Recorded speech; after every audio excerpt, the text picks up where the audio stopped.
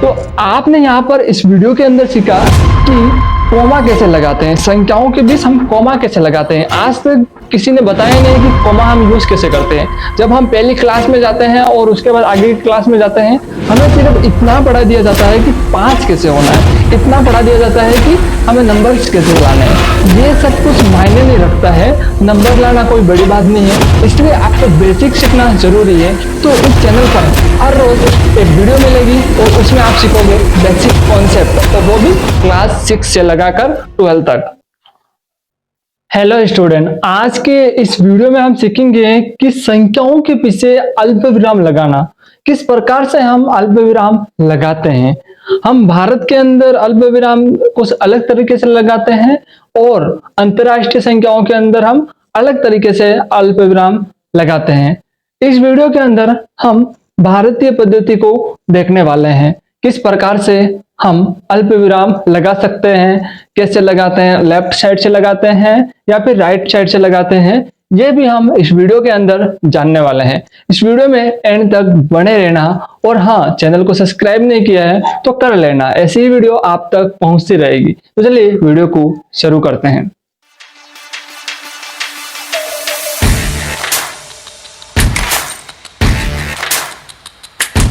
यहाँ पर आप देख पा रहे हैं अल्पविराम का प्रयोग। अल्पविराम का प्रयोग हम कैसे करते हैं, देखो संख्यांकन की भारतीय पद्धति यानी कि भारत के अंदर हम संख्याओं के बीच में कैसे हम अल्पविराम का यूज करते हैं।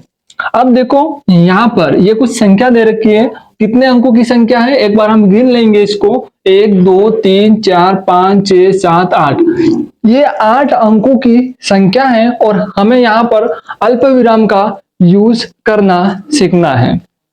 ठीक है, तो हम पहला चरण लेते हैं, प्रथम चरण।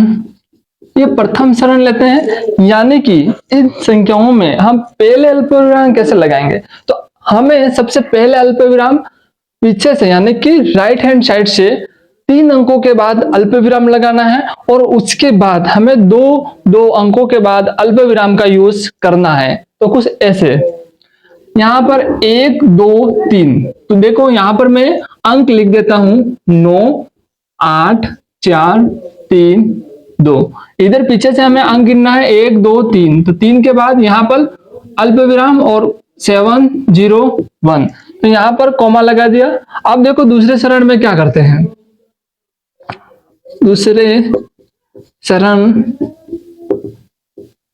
चरण में, ठीक है। अब देखो यहाँ पर हमने फर्स्ट बार 3 अंकों के बाद, उसके बाद 2 अंकों के बाद हमें अल्पविराम का यूज करना है।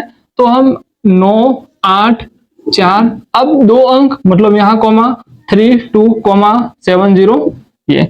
अब हम तीसरा चरण लेते हैं, तीसरा चरण। अब तीसरे चरण में क्या करना है कि 2 और अंक के बाद लगा देना, यानी कि 9 8 4 तो कुछ इस प्रकार से हम अल्पविराम लगाएंगे। तो हमारा टोटल जो आंसर निकल के आएगा ये वाला आएगा। इस प्रकार से हम अल्पविराम का यूज करेंगे। तो देखो सबसे पहले हमें राइट हैंड साइड से क्या करना है, पीछे से 3 अंक गिनने हैं और 3 अंक गिनने के बाद हमें क्या करना है, कॉमा लगाना है या फिर अल्पविराम का यूज करना है। उसके बाद हमें पीछे से ही 2 अंकों के बाद अल्पविराम का यूज करते रहना है। सबसे पहले 3 अंकों के बाद, उसके बाद 2 अंकों के बाद, उसके बाद 2 अंकों के बाद, ऐसे कंटिन्यू आगे बढ़ता रहेगा। ठीक है ना, ये भारतीय पद्धति है, यानी कि भारत के अंदर हम इन संख्याओं का इस प्रकार से यूज मतलब कॉमा लगाते हैं। चलिए दूसरा उदाहरण और देख लेते हैं। यहां पर देखो ये उदाहरण है, तो इसमें हम प्रथम चरण में क्या करेंगे, प्रथम चरण, ठीक है। प्रथम चरण में हमें क्या करना है, पीछे से 3 अंक गिनने हैं, 1 2 3, तो यहां पर हमें कॉमा लगाना है। तो पहले पूरा अंक लिख दूंगा मैं, कॉमा 0 4 6। अब क्या करना है, दूसरे चरण, तीसरे चरण, चौथे चरण, देन ये जो चरण है आगे तक आप बढ़ा सकते हो या आगे तक आप कर सकते हो। ठीक है, अब दूसरा चरण, ठीक है। आप देखो 1 2 3 अब उसके बाद दो दो के बाद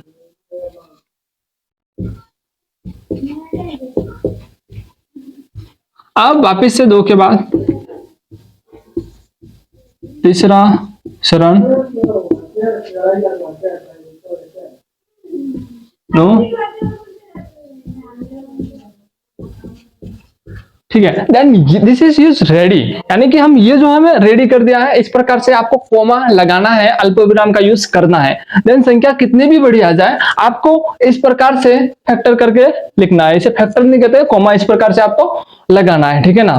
तो आपने यहाँ पर इस वीडियो के अंदर सीखा कि कोमा कैसे लगाते हैं, संख्याओं के बीच हम कोमा कैसे लगाते हैं। आज तक किसी ने बताया नहीं कि कोमा हम यूज कैसे करते हैं। जब हम पहली क्लास में जाते हैं और उसके बाद आगे की क्लास में जाते हैं, हमें सिर्फ इतना पढ़ा दिया जाता है कि 5 कैसे होना है, इतना पढ़ा दिया जाता है कि हमें नंबर्स कैसे लाने हैं। ये सब कुछ मायने नहीं रखता है, नंबर लाना कोई बड़ी बात नहीं है, इसलिए आपको बेसिक सीखना जरूरी है। तो इस चैनल पर हर रोज एक वीडियो मिलेगी और उसमें आप सीखोगे बेसिक कॉन्सेप्ट, और वो भी क्लास 6 से लगाकर 12 तक।